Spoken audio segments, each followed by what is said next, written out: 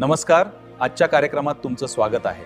धन्यवाद मला इथे आमंत्रित केल्याबद्दल. आज आपण या विषयावर सविस्तर चर्चा करूया. नमस्कार चेतनजी. जागतिक छायाचित्रण दिनानिमित्त नाशिक फोटोग्राफर्स असोसिएशन प्रथमच AI वर्कशॉप आयोजित करत आहे. नमस्कार संजयजी. खूप स्तुत्य उपक्रम आहे.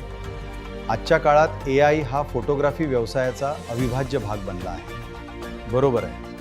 आजकाल सर्वसामान्य व्यक्तीसुद्धा मोबाईलवर AI वापरून फोटो एडिट करतो.